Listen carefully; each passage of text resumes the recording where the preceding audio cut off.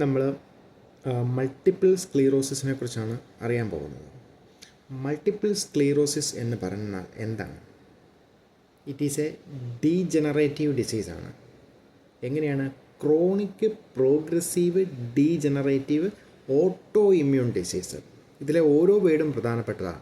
Chronic എന്ന് പറഞ്ഞാൽ ഒരു ദിവസം കൊണ്ട് ഉണ്ടാകുന്നതല്ല, ഒരുപാട് ദിവസങ്ങളെടുത്ത് പതിയെ ഉണ്ടാകുന്നതാണ്. പതിയെ ഉണ്ടാവുക എന്ന് പറഞ്ഞാൽ അതിൻ്റെ ഇൻറ്റൻസിറ്റി, അതായത് അതിൻ്റെ രോഗാവസ്ഥ ഓരോ ദിവസം കഴിയും തോറും കൂടി വന്നുകൊണ്ടിരിക്കുക. അതാണ് പ്രോഗ്രസീവ് എന്ന് പറയുന്നത്. ഡീജനറേറ്റീവ്, അതായത് അതിൻ്റെ ഇൻറ്റൻസിറ്റി കൂടി വരികയാണ് എന്ന് പറയുമ്പം ഡീജനറേറ്റ് ചെയ്തുകൊണ്ടിരിക്കുക. അതായത് ഇപ്പോൾ ഒരു പഴുപ്പാണെങ്കിൽ ആ പഴുപ്പ് ഉള്ളിലേക്ക് കയറി പോകുന്നതല്ലാതെ കുറയുന്നില്ല എന്ന് പറയുന്ന പോലെ ഇതുമായിട്ട് ബന്ധപ്പെട്ട് ഉണ്ടാകുന്ന ക്ഷീണവും തളർച്ചയും കഷ്ടപ്പാടും വേദനകളും ഒക്കെ പേഷ്യൻറ്റിന് കൂടി വരുന്നതല്ലാതെ കുറയത്തില്ല. അതാണ് പ്രോഗ്രസീവ് ഡീജനറേറ്റീവ് എന്ന് പറയുന്ന കാര്യം. ഒപ്പം ഇത് ഓട്ടോ ഇമ്മ്യൂൺ ഡിസീസാണ്. അതായത് ഇത് പുറത്തുനിന്നുണ്ടായ അസുഖമാണോ? അല്ല. ഇത് ബോഡിക്കെതിരെ ബോഡിയുടെ ഒരു പ്രത്യേക ഭാഗത്തിനെതിരെ ബോഡി തന്നെ ഒരു ആൻറ്റിബഡീനെ സ്വന്തം ശരീരത്തിൽ ഉൽപ്പാദിപ്പിച്ച് നശിപ്പിച്ച് കളയുന്നതാണ് ഇവിടെ. ഈ ഡീജനറേഷന് കാരണമാകുന്നത് എന്താ? ബോഡി തന്നെ ഉണ്ടാക്കിയേക്കുന്ന ഒരു ഡിഫൻസ് മെക്കാനിസമാണ്. ബോഡിയുടെ സെല്ലിനെതിരെ ബോഡി തന്നെ ഉണ്ടാക്കിയേക്കുന്ന ഒരു ഡിഫൻസാണ്. അതാണ് ഓട്ടോ ഇമ്മ്യൂൺ. സ്വന്തം ശരീരം തന്നെയാണ് ആക്രമിക്കുന്നത്. സ്വന്തം ശരീരത്തിൽ ഉണ്ടാക്കി വെച്ചിരിക്കുന്ന ആൻറ്റിബഡിയാണ് ഇവിടെ അപകടകാരി. അതാണ് ഇതിൻ്റെ പ്രത്യേകത. ഇനി ഇവിടെ ഏത് ഭാഗത്തിനെയാണ് ഇത് ബാധിക്കുന്നത്? മൾട്ടിപ്പിൾ സ്ക്ലീറോസിസ് എന്ന് പറഞ്ഞാൽ അത് ബാധിക്കുന്നത് എവിടെയാണെന്ന് വെച്ചാൽ മയ്യലിൻ ഷീത്ത് എന്ന്, അതായത് ന്യൂറോണിൻ്റെ സെൽ ബോഡിയിൽ നിന്ന് നീണ്ടു കിടക്കുന്ന ആക്സോൺ എന്ന് പറയുന്ന ഭാഗമുണ്ട് ഓരോ ന്യൂറോണിനും. ഈ ആക്സോണിന് മേളിലുള്ള ഒരു പ്രൊട്ടക്റ്റീവ് കവറിങ്ങിനാണ് ഈ മയ്യലിൻ ഷീത്ത് എന്ന് പറയുന്നത്. ഈ മയ്യലിൻ ഷീത്ത് ഉള്ളത് കൊണ്ടുള്ള പ്രത്യേകത എന്താണെന്ന് വെച്ച് കഴിഞ്ഞാൽ, ഈ ഷീത്ത് ഉള്ളത് കൊണ്ട് നമ്മൾ ഇലക്ട്രിക് ഉള്ളിന് മേളിലൂടെ പ്ലാസ്റ്റിക്കിൻ്റെ കോട്ടിംഗ് ഇടുന്ന പോലെ നെർവിന് മുകളിലുള്ള ഒരു കോട്ടിംഗാണത്. ഇതെന്തൊക്കെ ചെയ്യുന്നു എന്ന് പറഞ്ഞാൽ നെർവിന് ഇഞ്ചുറിയും ബുദ്ധിമുട്ടും ഉണ്ടാകാതെ നെർവിനെ പ്രൊട്ടക്റ്റ് ചെയ്യുന്നു.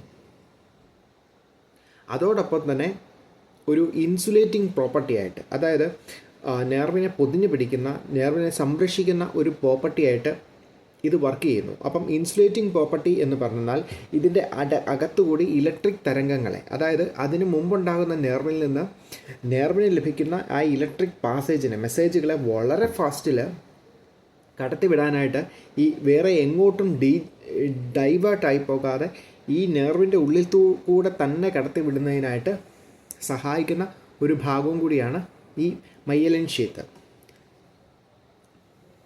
അപ്പം ഇതിന് പ്രശ്നം ഉണ്ടാകുമ്പോൾ എവിടെയാണ് സംഭവിക്കുന്നത്?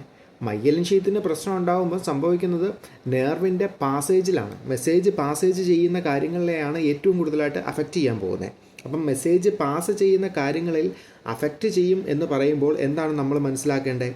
എല്ലാ മെസ്സേജുകളും ഡിലേ ആവും, അല്ലെങ്കിൽ ഡൈവേർട്ട് ആവും. എത്തേണ്ടടുത്ത് കൃത്യസമയത്ത് എത്തത്തില്ല, അല്ലെങ്കിൽ എത്തുന്നതിന് കൂടുതൽ സമയമെടുക്കേണ്ടി വരും.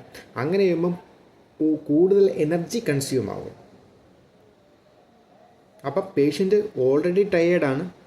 അപ്പം ഈ മെസ്സേജ് വരാൻ വീണ്ടും ടയേർഡാവുമ്പം കൂടുതൽ എനർജി നെർവിൻ്റെ പാസേജിന് വേണ്ടിയിട്ട് ബോഡി എടുക്കുമ്പം എന്ത് ചെയ്യും? വീണ്ടും ഉള്ള എനർജി പിന്നെയും കുറയും. ഇച്ചിരി ക്ഷീണവും കൂടി ഉണ്ടെങ്കിൽ ഭയങ്കരമായിട്ട് അയാൾ ടയേർഡായിപ്പോവും. അതാണ് ഇതിൻ്റെ ഏറ്റവും വലിയ പ്രത്യേകത. പിന്നെ ഇത് എങ്ങനെയൊക്കെയാണ് അഫക്റ്റ് ചെയ്യുന്നത്? ഇത് അഫക്റ്റ് ചെയ്യുന്നത് ഏതൊക്കെ നെർവിനാണ്? ക്രീനിയൽ നെർവുകളിൽ മെയിനായിട്ട് ഏതൊക്കെ നെർവിനെയാണോ ഇത് ബാധിക്കുന്നത്, ആ നെർവിൽ എന്തിനെയൊക്കെ കൺട്രോൾ ചെയ്യുന്നോ അവിടെയെല്ലാം ഇത് ബാധിക്കും.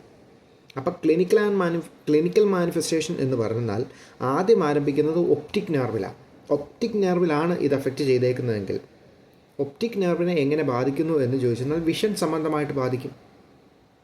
അതായത് പേഷ്യൻറ്റിന് ബ്ലേഡ് വിഷൻ ഉണ്ടാവും, കൃത്യമായിട്ട് കാഴ്ച കിട്ടത്തില്ല, കാഴ്ച മങ്ങും, ഡിപ്ലോപ്പിയ ഉണ്ടാവും, ലോസ് ഓഫ് വിഷൻ ഉണ്ടാവും, ട്രാൻസിയൻ്റ് ബ്ലൈൻഡ്നെസ് ഉണ്ടാവും, അതായത് കുറച്ച് നേരത്തേന് കാഴ്ച പോകുന്ന അവസ്ഥ. ഇങ്ങനെയുള്ള കാര്യങ്ങളാണ് ഇത് ഒപ്റ്റിക് നെർവിനെയാണ് ഇത് ബാധിക്കുന്നതെങ്കിൽ ഉണ്ടാകുന്നത്. പിന്നെ ഡബിൾ വിഷൻ ഉണ്ടാവും, അങ്ങനെയുള്ള കാര്യങ്ങൾ ഉണ്ടാവും. പിന്നെ ഒക്കുലാർ മോട്ടാറിനെയാണോ ബാധിക്കുന്നതെങ്കിലോ, ഒക്കുലാർ മോട്ടാറിനെ ആണ് ബാധിക്കുന്നതെങ്കിൽ നിസ്റ്റിഗ്മസ് എന്ന് പറയുന്ന അവസ്ഥയുണ്ടാവും. നിസ്റ്റിഗ്മസ് എന്ന് പറഞ്ഞാൽ involuntary movement of the muscles. അതായത് ഒക്കുലാർ മോട്ടാർ എന്ന് പറഞ്ഞാൽ കണ്ണിനെ ചലിക്കാനായിട്ട് അങ്ങോട്ടും ഇങ്ങോട്ടും നമുക്ക് ഓടുന്ന മസിൽസിനെ കൺട്രോൾ ചെയ്യുന്ന ഭാഗമാണ്. അപ്പം ആ ഭാഗത്തിന് പ്രശ്നമുണ്ടാകും, നൈസ്റ്റിഗ്മസ് എന്ന് പറഞ്ഞ അവസ്ഥയുണ്ടാവും. അതുണ്ടായിക്കഴിഞ്ഞാൽ involuntary movement of the eyeball എന്ന്. പിന്നെ ട്രോക്ലിയർ നെർവിന് ഡാമേജ് ഉണ്ടാവും. അന്നേരം അതിൻ്റെ ഭാഗമായിട്ട് ഡിപ്ലോപ്പിയ എന്ന് പറയുന്ന അവസ്ഥയുണ്ടാവും, ഡബിൾ വിഷൻ. പിന്നെ അതുപോലെ തന്നെ പ്യൂപ്പിൾ അബ്നോർമാലിറ്റി ഉണ്ടാവും, യൂണിലാറ്ററൽ പ്യൂപ്പിളോ അല്ല ബൈലാറ്ററൽ പ്യൂപ്പിൾ അബ്നോർമാലിറ്റീസ് ഉണ്ടാവും, ഡയലേറ്റ് ചെയ്യുന്നതും കൺട്രാക്ട് ചെയ്യുന്നതും. ഇങ്ങനെ ഒപ്റ്റിക് നെർവിന്, ട്രോക്ലിയർ നെർവിന്, ഒക്കുലാർ മോട്ടാർ നെർവിന് ഇതിനെയൊക്കെയാണ് ബാധിക്കുന്നതെങ്കിൽ ഇത്തരം പ്രശ്നങ്ങൾ ഐ സംബന്ധമായ പ്രശ്നങ്ങളെല്ലാം ഉണ്ടാവും. ഇനി വെസ്റ്റിബുലാർ കോക്ലിയർ നെർവിനെയാണ് ബാധിക്കുന്നതെങ്കിലോ, അതിനെ ബാധിക്കുന്നതാണെങ്കിൽ ഹിയറിംഗ് സംബന്ധമായ പ്രശ്നങ്ങളുണ്ടാവും, ബാലൻസ് സംബന്ധമായ പ്രശ്നങ്ങളുണ്ടാവും, അങ്ങനെയാണ്. പിന്നെ പെരിഫറൽ നെർവിനെയാണ് ബാധിക്കുന്നതെങ്കിലോ, പെരിഫറൽ നെർവ് എന്ന് പറഞ്ഞാൽ സ്കിന്നിനും ബോഡിയൊക്കെ ആയിട്ട് ബന്ധപ്പെട്ട് നിൽക്കുന്ന നെർവുകളെയാണ്. അപ്പം അങ്ങനെ നെർവുകളിൽ പ്രശ്നം ഉണ്ടാകുമ്പം പേഷ്യൻറ്റിന് എന്താണ് കൂടുതലായിട്ട് ഉണ്ടാകാൻ സാധ്യതയുള്ളത്? പേഷ്യന് numbness, tingling sensation, burning sensation,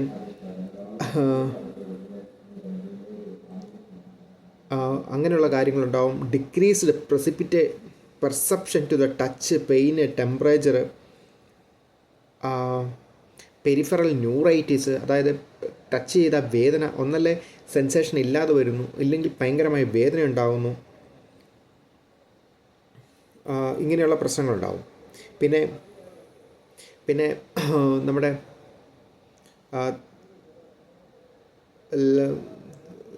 സോളോയിങ്ങും സംബന്ധമായിട്ടും പ്രശ്നങ്ങളുണ്ടാകും. അപ്പം അങ്ങോട്ട് കണ്ടിരിക്കുന്ന വാഗസ് നെർവിനെയൊക്കെ ബാധിക്കുന്നുണ്ടെങ്കിൽ diplopia, difficulty in speech, gloss of pharyngeal problems, difficulty in speech and produce speech, അതല്ലെങ്കിൽ സംസാരിക്കാൻ ബുദ്ധിമുട്ടോ സംസാരിക്കുന്നതിലെ അവ്യക്തതയോ അങ്ങനെയുള്ള കാര്യങ്ങളൊക്കെ സംസാരവും സംബന്ധമായിട്ട് ഈ ലാരംഗൽ മസിൽസ് ഒന്നും കൃത്യമായിട്ട് പ്രവർത്തിക്കാത്തത് കൊണ്ട് ഉണ്ടാവും. കാരണം ആ മസിൽ പ്രവർത്തിക്കാത്തത് അതിനെ കൺട്രോൾ ചെയ്യുന്ന നെർവിന് ഡാമേജ് ഉണ്ടായേക്കുവാണ്.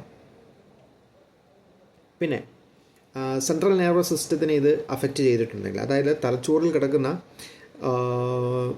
ന്യൂറോണുകളുടെ ഡീമൈലിനേഷൻ ഉണ്ടായിട്ടുണ്ടെങ്കിൽ ആ ഭാഗം നശിച്ചു പോയി ഈ അവിടുത്തെ സെൻസേഷനുകൾ കുറയുന്ന പരിപാടിയാണ്.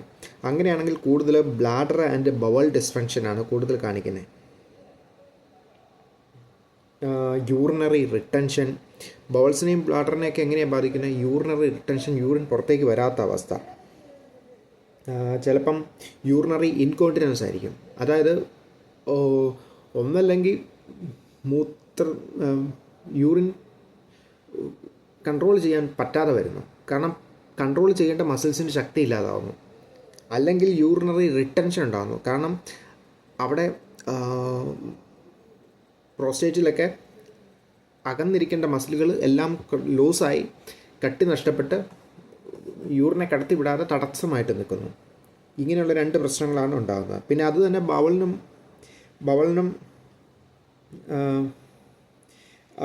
ഉണ്ടാവും, അതായത് ബൗൾസിൽ ഡിസ്ഫങ്ഷൻ ഉണ്ടാവും,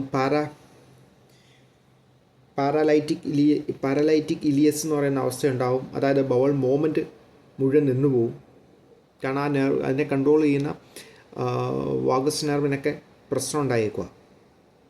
അങ്ങനെ നിന്നുപോയി പേഷ്യൻറ്റിന് മോഷൻ പാസ് ചെയ്യാൻ പറ്റാത്ത അവസ്ഥയിലേക്ക് വരും. കോൺസ്റ്റിപ്പേഷൻ ഉണ്ടാവും, ഡൈജഷൻ നടക്കാതെ വരും. ഇങ്ങനെയുള്ള പ്രശ്നങ്ങളൊക്കെ അവിടെ ഉണ്ടാവും സെൻട്രൽ നെർവസ് സിസ്റ്റത്തെ ബാധിച്ചിട്ടുണ്ടെങ്കിൽ.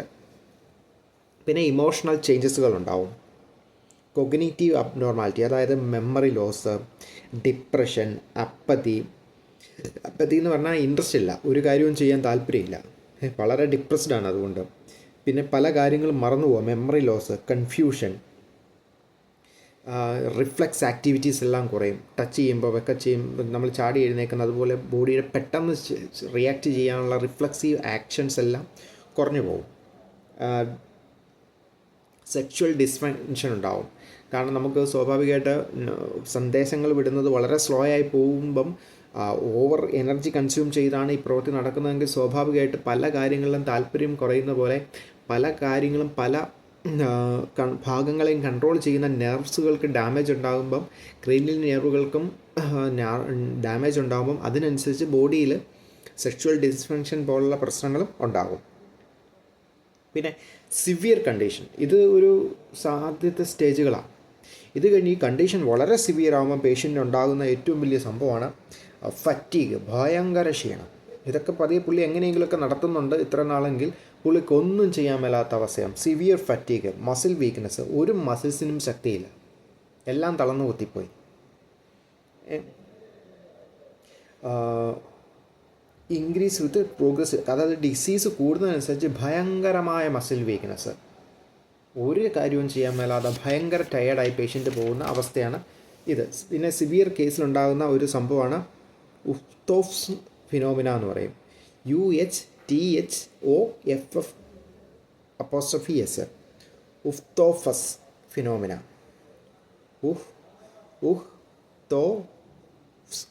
ഉഹ്തോഫ്സ് എന്നാണ് അതിന് പറയുന്നത്. അതിൻ്റെ symptom gust waste when exposure to the heat or person is doing any exercise. അതായത് ചൂടായ സാഹചര്യം, അതായത് അന്തരീക്ഷത്തിൽ ചൂടായ ഒരു ക്ലൈമറ്റിലേക്ക് വരുമ്പം പേഷ്യൻറ്റിന് സഹിക്കാൻ മേലാത്ത ക്ഷീണവും തളർച്ചയുണ്ടാവും. അല്ലെങ്കിൽ പേഷ്യൻ്റ് എന്തെങ്കിലും ഒരു എക്സസൈസോ കാര്യങ്ങളോ എന്തെങ്കിലും ഒരു വർക്ക് ചെയ്ത് പേഷ്യൻ്റ് നന്നായിട്ടൊന്ന് ടയേർഡാകുന്ന അവസ്ഥ വന്നാൽ പേഷ്യൻറ്റിന് സഹിക്കാൻ മേലാത്ത ബുദ്ധിമുട്ടുകൾ വരിക, ക്ഷീണം. അങ്ങനെ വരുന്ന അവസ്ഥയ്ക്കാണ് ഇങ്ങനെ പറയുന്നത്. അതായത് ഹീറ്റ് ഇൻ ദ ബോഡിയിലോ body metabolism increased, consume more energy.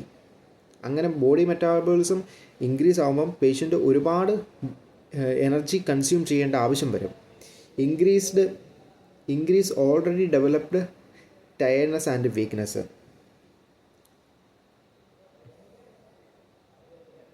അപ്പം ഓവറായിട്ട് എനർജി പേഷ്യൻറ്റിൻ്റെ ബോഡി ഓൾറെഡി ഈ അസുഖമുള്ളവർക്ക് എനർജി കൺസ്യൂം ഭയങ്കര കൂടുതലാണ്. അതിൻ്റെ കൂടത്തിൽ ഹീറ്റ് വന്ന് പേഷ്യൻറ്റിന് ഓവറായിട്ട് ഒരുപാട് എനർജി ലോസ് ആയി കഴിയുമ്പം പേഷ്യൻറ്റിന് ഭയങ്കരമായിട്ട് ടയേർഡായി പോവുകയാണ് ഈ അവസ്ഥ സംഭവിക്കുന്നത്. ഇത് കൂടുതലും സംഭവിക്കുന്നത് ഒരു 20 to 40 years ഓഫ് ഏജിലുള്ള ആളുകൾക്കാണ് ഇങ്ങനെയുള്ള അസുഖം കൂടുതൽ കാണിക്കുന്നത്. ഇതിൻ്റെ റിയൽ കോസ് എന്താണെന്ന് നമുക്ക് അത്ര കൃത്യമായിട്ട് ആർക്കും ഒരു അറിവുള്ള കാര്യമല്ല. പിന്നെ ഡയഗ്നോസിസ്, എന്തെല്ലാം ടെസ്റ്റുകളിലൂടെയാണ് ഇതിനെ കണ്ടുപിടിക്കുന്നത്? ഒന്ന്, ലംബാർ പഞ്ചർ. CSF ചെക്ക് ചെയ്യുമ്പം IgG ഹൈ ആണെങ്കിൽ, അപ്പം ബ്ലഡിലെ IgG ലോയുമാണ്. ഇങ്ങനെയാണെങ്കിൽ പേഷ്യൻറ്റിന് ഇത് ഈ ഡിസീസ് ഉണ്ടെന്ന്. ഇമ്മ്യൂണോഗ്ലോബുലിൻ്റെ അവസ്ഥ, ഇമ്മ്യൂണോഗ്ലോബുലിൻ നമ്മുടെ സ്പൈനൽ ഫ്ലൂയിഡിൽ ഒരുപാട് കൂടുതലും ബ്ലഡിൽ കുറവായിട്ട് കിടക്കുകയാണെങ്കിൽ ഈ അവസ്ഥയുണ്ടെന്നാണ് നമ്മൾ അനുമാനിക്കുന്നത്. പിന്നെ ഇലക്ട്രിക് എൻസെഫലോപ്പതിയിൽ EEG ചെയ്യുമ്പം അബ്നോർമാലിറ്റി കാണും. പിന്നെ MRI സ്റ്റഡി,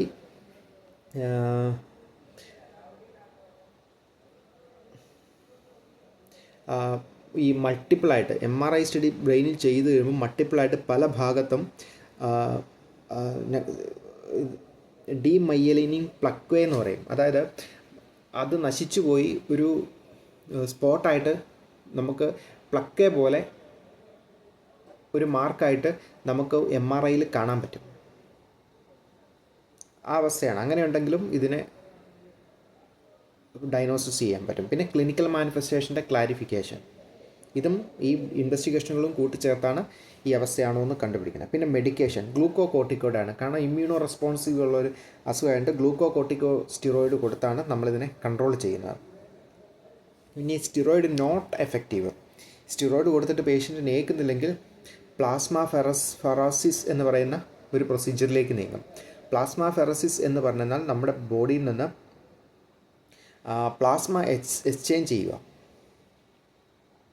നമ്മുടെ സ്വന്തം ബോഡിയിൽ നിന്ന് ബ്ലഡ് എടുത്തിട്ട് ആ ബ്ലഡിനെ ഒരു മെഷീനിലൂടെ കിടത്തിവിട്ട് അതിൽ ആവശ്യമില്ലാത്ത ആൻറ്റിബഡീസിനെ എല്ലാം നശിപ്പിച്ച് വീണ്ടും ബോഡിയിലേക്ക് ഇഞ്ചെക്റ്റ് ചെയ്യുന്ന പരിപാടിയാണ് ഈ പ്ലാസ്മ ഫെറസിസ് എന്ന് പറയുന്നത്. ഇത് ഒന്നല്ല പേഷ്യൻറ്റിൻ്റെ സ്വന്തം ബ്ലഡോ അല്ലെങ്കിൽ പുറത്തു നിന്നുള്ള ആളുടെ ബ്ലഡ് സ്വീകരിച്ചോ ഇതിങ്ങനെ ചെയ്യാറുണ്ട്.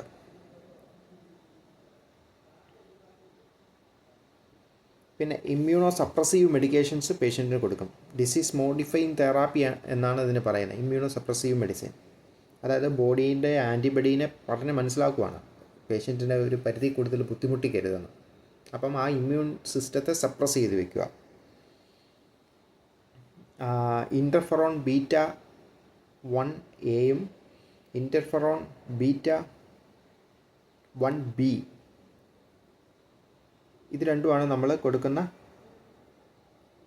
ഡിസീസ് മോഡിഫൈയിങ് തെറാപ്പി എന്ന് പറയുന്നത്. അതുകൂടാതെ ഓറൽ ഇമ്മ്യൂണോ മോഡുലേറ്ററി ഡ്രഗ് ഉണ്ട്. അതിൻ്റെ പേര് ഡൈമിത്തൈൽ ഫ്യൂമറേറ്റ്, അതായത് DIMATHYL ഡൈമിത്തൈൽ ഫ്യൂണറേറ്റ്, FUNARAT ഫ്യൂണറേറ്റ്. ഡൈമിത്തൈൽ ഫ്യൂണറേറ്റ് എന്ന് പറയുന്നതും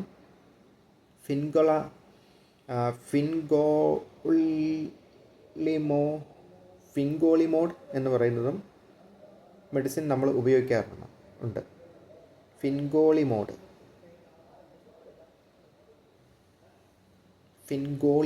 എന്ന് പറയുന്ന മെഡിസിനും നമ്മൾ പേഷ്യൻറ്റിന് കൊടുക്കാറുണ്ട്. പിന്നെ മോണോക്ലോണൽ ആൻറ്റിബഡി ഈ സപ്ലൈ ചെയ്യാറുണ്ട്. നറ്റാലിസുമാബ് എന്നാണ് അതിൻ്റെ പേര്. മോണോക്ലോണൽ ആൻറ്റിബഡി നറ്റാലിസുമാബ് എന്നാണ് അതിന് പറയുന്നത്. പിന്നെ IV ഇമ്മ്യൂണോഗ്ലോബുലിൻ തെറാപ്പി അത് കൊടുക്കും. Symptom based treatment.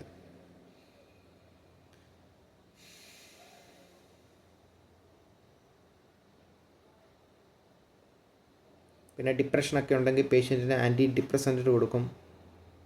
ന്യൂറോപ്പത്തിക് പെയിൻ ഉണ്ടെങ്കിൽ ഗാബാപെൻറ്റൈൻ എന്ന് പറയുന്ന മെഡിസിൻ കൊടുക്കും. ഭയങ്കര ക്ഷീണമാണെങ്കിൽ അമറ്റാഡിൻ എന്ന് പറയുന്ന മെഡിസിൻ കൊടുക്കും.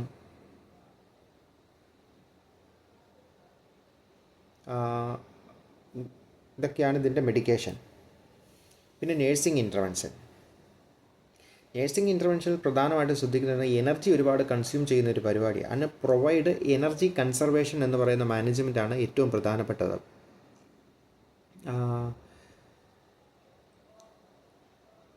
Energy is used in activity so the rest and energy conserve ചെയ്യുക. അതായത് പേഷ്യൻ്റ് എന്തെങ്കിലും ഒരു പ്രവൃത്തി ചെയ്യണമെങ്കിൽ ഒരുപാട് എനർജി ആവശ്യമാണ്.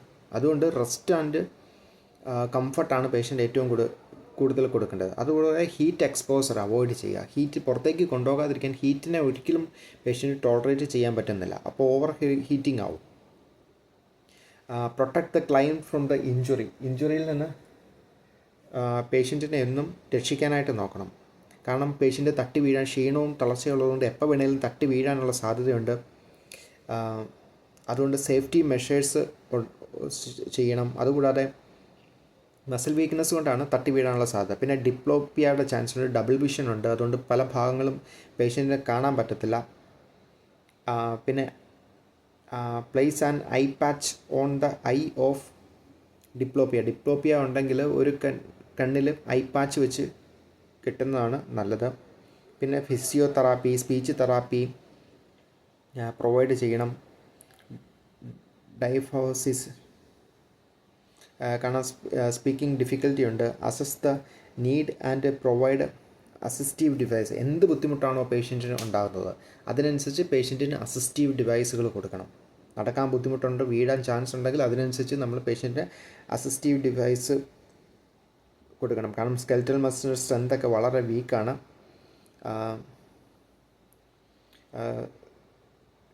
കെയിന്, വോക്കർ, സ്ട്രക്ചറൊക്കെ പേഷ്യൻറ്റ് കൊടുക്കണം.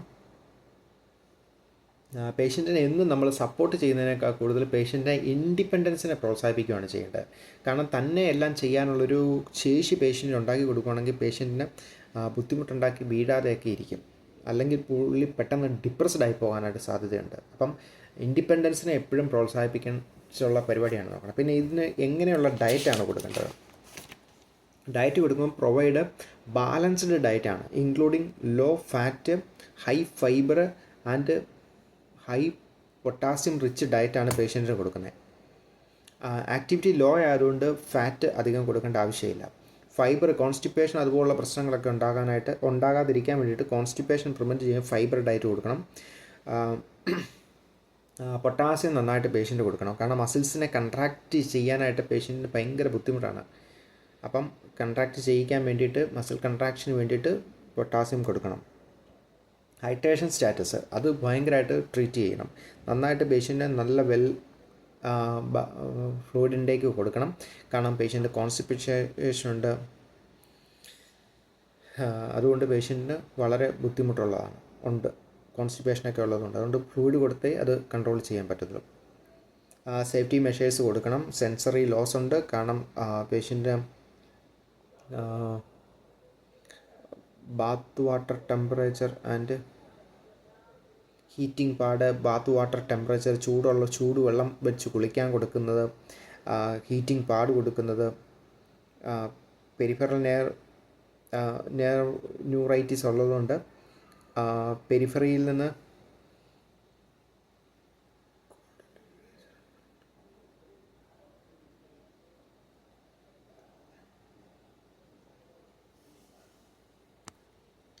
അതായത് പേഷ്യൻറ്റിന് ടെമ്പറേച്ചർ സെൻസ് ചെയ്യാനുള്ള കഴിവ് കുറയും. അപ്പം ചൂടുവെള്ളത്തിന് അധികം ചൂടില്ല എന്നോർത്ത് പേഷ്യൻ്റ് അടുത്തത് കുളിച്ചാൽ ഭയങ്കര ചൂടായിരിക്കും. കാരണം പേഷ്യൻ്റ് ആ സെൻസേഷൻ കിട്ടത്തില്ല. അപ്പോൾ എല്ലാം നമ്മൾ റെഡിയാക്കി കൊടുക്കണം. അതുകൂടാതെ പേഷ്യൻ്റ് വീഴാതിരിക്കാൻ പ്രത്യേകം ശ്രദ്ധിക്കുകയും ചെയ്യണം. വീഴാൻ സാധ്യതയുള്ള എല്ലാ കാര്യങ്ങളും റൂമിൽ നിന്ന് മാറ്റുകയും ചെയ്യണം. ഇതാണ് മൾട്ടിപ്പിൾ സ്ക്ലെറോസിസ് ശ്രദ്ധിക്കേണ്ട കാര്യങ്ങൾ.